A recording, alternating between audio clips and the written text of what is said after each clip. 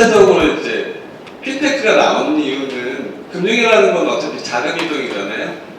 금융기관이 아니라도 자금이동은 다 자유스러운데 국내에서 가장 큰 규제는 금융기관을 등록하는 대법을 등록해야지만 자금이동할 권한이 있는 거예요. 개인적으로 돈 넣는 거는 이제 큰 문제는 없지만 그렇지 않고 타인에게 돈을 빌려주거나 이럴 때는 등록을 무조건 하셔야 되고요. 그거에 대한 자금 출처가 해야 되기 때문에 그런 규제가 많은 거죠. 첫째, 우리나라는 신용사회가 아니기 때문에 실제적으로 규제가 많은 거예요. 이 메가트렌드가 미국이나 유럽에서 주로 나오는 이유가 뭐냐면 실은 금융기관이 서비스하지 않는 개인들이 이제 자금이 많아진 거예요. 기업들도 많아지고요. 지금은 애플이 웬만한 은행들보다 돈 더 많이 갖고 있잖아요. 기업들이 더 많이 갖고 있어요. 그러다 보니까 이제 자금 이동을 자연스럽게 하기 위해서 그 다음에 기술도 갖고 있잖아요. 데이터 분석도 자연스럽고. 그 다음에 애플은 마치참에 로고를 받기 때문에 위치가 어디 있는지 아시잖아요. 그래서 고객이 각각 고객들한테 실제적으로 서비스를 어떻게 정확하게 개인화된 서비스를 맞출까. 그 중에 이 상품이라는 게 핀테크에 나온 상품이 뭐예요? 금융 서비스잖아요. 다른 상품이 아니고 금융 서비스. 물건 살 때도 다 금융 서비스가 들어가는 거죠. 그걸 정확히 할 거냐. 그리고 기술이 뭐예요? 요즘에 온오프라인에서 한다 그러면 당연히 LBS 서비스는 다 돼야 되는 거고요. LBS가 된다면 뭐냐면 기본 서비스 개인화대로 다 지원이 가능하다는 거예요. 웨어러블이나 이런 데서 애플 같이 이렇게 결제한다는 거 이런 것도 기본적으로 이제 되는 거고요. 그러려면 실제적으로는 그동안 빅데이터 기술에서 개인화 분석이 되게 강화된 거죠. 기존 금융기관에서 하는 신용평가나 이런 부분은 되게 못 믿을 것 중에 하나가 된 거잖아요. 신용평가가 정확하지 않잖아요. 저축은행의 사태가 발생했을 때도 신용평가가 그렇게 나쁘지 않았기 때문에 수익채권이 판매됐는데 다 망했잖아요. 실은 신용평가가 제대로 안 된다는 거죠. 우리나라는 데이터 분석해서 신용평가 모델을 만들지 않아요. 근데 이제 핀테크가 나오면서 이제 뭐가 달라졌냐면 미국 같은 데는 전혀 금융기관 아닌데 랜딩클럽이나 이런데 개별적으로 신용평가 모형을 만들어요. 은행이랑 전혀 상관없이. 근데 그쪽에 만든 게 은행보다 훨씬 좋아요. 이런 데이터 분석에 따라서 개인 성향이나 개인에 대한 평가 모형을 바꿔놓고 있거든요. 그래서 이제 실제적으로 기술들이 이제 얼마나 발전되는가가 이제 더 중요하게 되고, 금융이라는 거는 지금까지 변한 적이 없고요.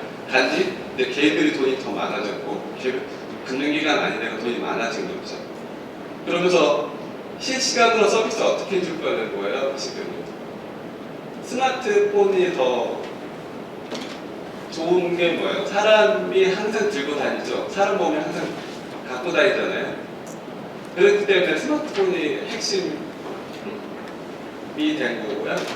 그렇지 않으면 실제적으로 노트북이나 이런 아이패드가 더 좋은 도구가 돼야 되는데 실은 스마트폰이 좋은 도구가 될 수밖에 없는 거죠. 내 몸에 항상 지니고 다니면서요. 그렇다면 내가 어떤 물건을 사고자 할 때, 내가 움직일 때 그 사람한테 서비스를 어떻게 할 거냐. 그러면 내가 결제 후에 서비스 할 거냐, 그게 현대예요. 그러다 보니까 선불카드 충전하면 5% 더 주겠다. 핀테크에서는 그런 서비스 하면 망해요. 왜 결제 후에 서비스 하는 거는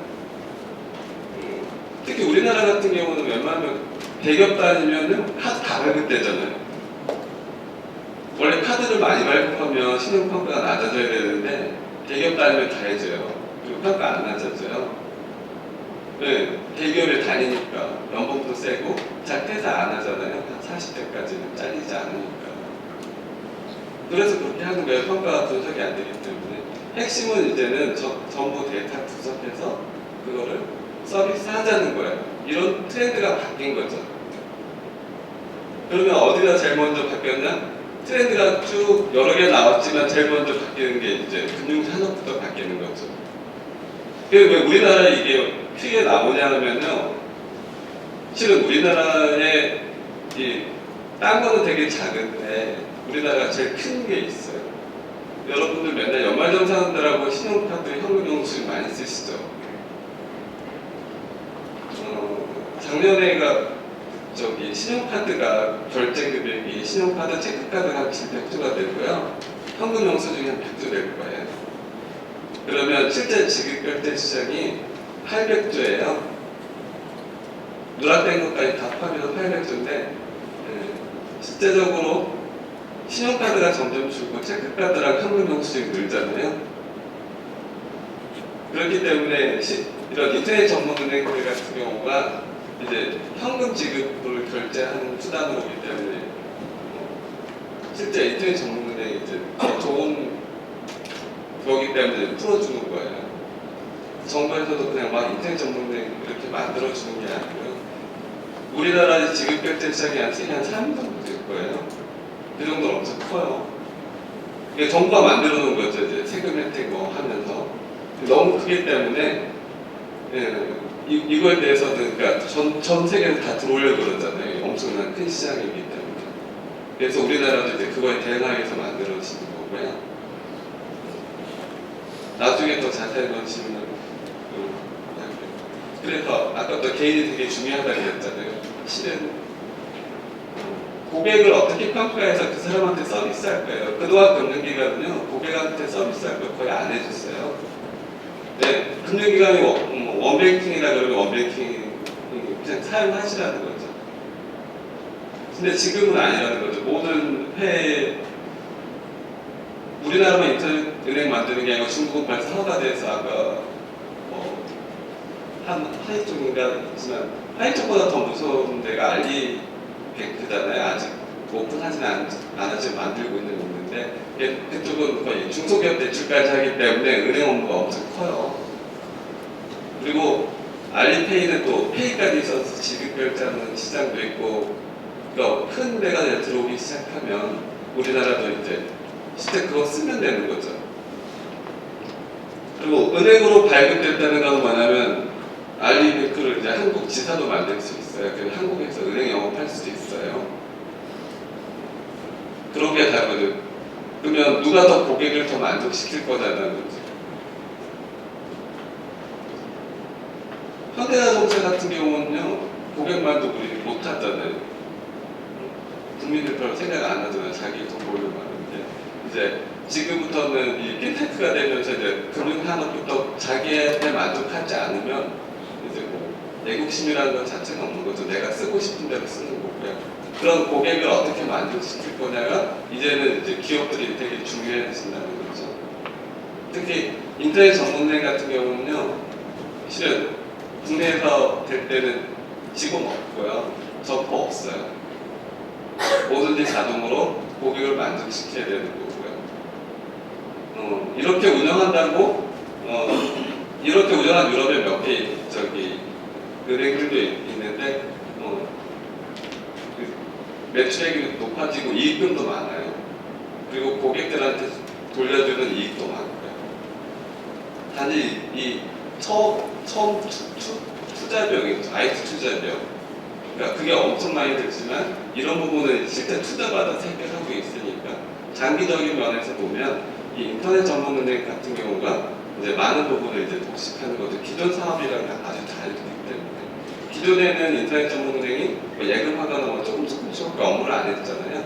앞으로는 점점 크게 업무를 하기 때문에 거의 은행이랑 맞먹게 이렇게 인터넷 전문은행이 지금 오프라인 은행이랑 거의 동일한 업무를 처리하게 되면 실제적으로 많은 쪽은 인터넷 전문은행으로 오고요. 그리고 이 은행만 풀리는 게 아니고요. 증권, 보험 이런 쪽도 일부 지금 온라인하고 더 있잖아요. 향후에는 이 온라인끼리 이렇게 금융기관이 합쳐서 토탈 서비스도 가능해요.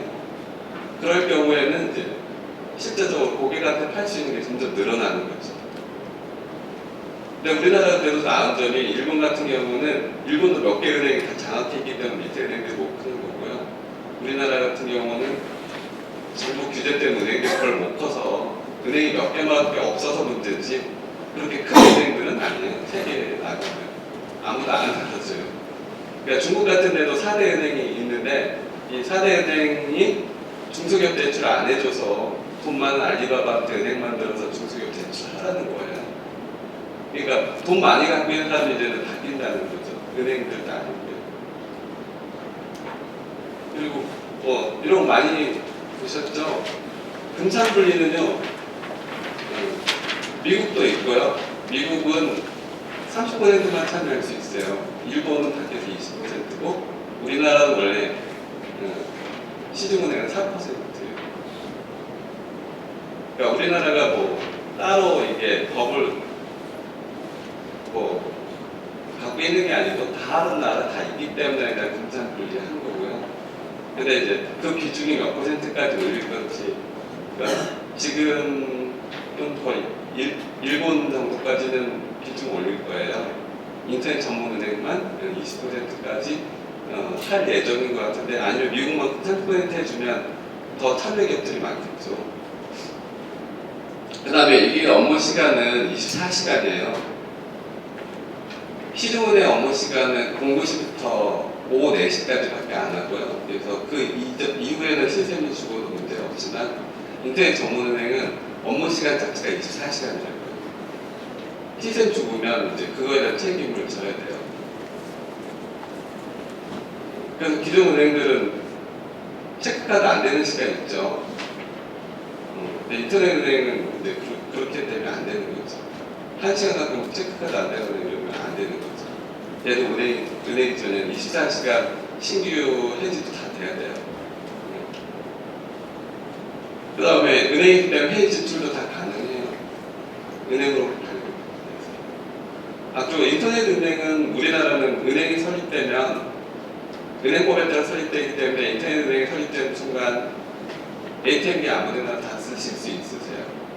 그러니까 그 수수료를 인터넷 은행에서 무료로 할지 돈 받을지는 아마 거의 무료로 하겠죠, 처음에. 네, 그래서 그런 거는 이제 확보가 되는 거기 때문에 단지 이제 현금으로 돈을 안 받는다는 거죠. 현금으로 돈 받을 사람이 없기 때문에 처음에 자기가 무조건 신경해놓고 돈을 이체시키셔야 되고요.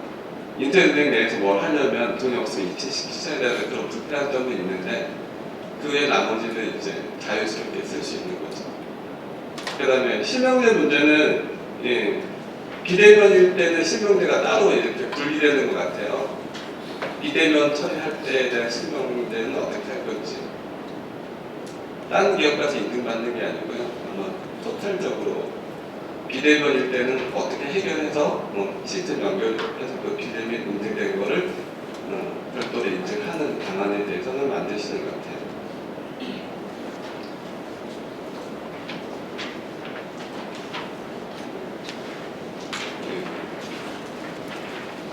실은 시스템 구성하는 것도 틀린 거잖아요. 사람이 없고 정보가 없어요. 근데 은행들이나 모든 유통사나 통신사를 제가 나머지는요, 마케팅이 제일 중요하고요. 통신사는 전 세계가 마케팅 안 해요. 원래 보조금이잖아요. 전 세계가 보조금 영업하기 때문에 통신사는 원래 마케팅 비용이 다 보조금이에요. 어디 가나 2년 약정이거든요. 보조금만 주면 2년 약정하면 자기네는 돈 번다는 거죠. 그러니까 통신사는 거의 마케팅 시스템 자체가 없어요. 할 필요도 없잖아요. 보조금만 주면 끝이거든요. 그래서 통신사에는 마케팅 비용으로 저기 잡기는 해요. 불공정 거래 때문에 세금 나오기 때문에 그 세금을 내야 되기 때문에. 근데 금융기관 같은 경우는 인터넷 전문은행 같은 마케팅을 하지 않으면 실제 생존할 수가 없고요. 그래서 인터넷 전문은행의 마케팅이 되게 중요해요. 그 다음에 실제적으로 현대 상품으로는 아까 기업은행에서 예쁘장하게 만들었다지만 그거 서비스 잘 안 돼요. 현대 상품 되게 복잡하거든요. 그리고 아주 단순하게 잘 차세대할 때 잘 안 된 거 알고 있어요. 근데 그러려면 따로 이렇게 관리해서 만들어주는데, 그러면 계정 결합 불일치 발생하셔서 이슈도 많을 거예요. 그렇게 통합적으로 안 돼 있는데 예, 인터넷 전문대가 이번에 신설되잖아요. 신설되기 때문에 새롭게 만들 수 있다는 거, 단순하게. 그 다음에 우리가 지급 결제 시장이 엄청 큰데, 그 물품 구매하실 때 보면 송금이나 계좌이체 있긴 해요. 근데 은행들이 API를 제공 안 하기 때문에 거의 안 쓰죠. 근데 인터넷 전문은행은 생존 때문에 무조건 API 제공할 거고요.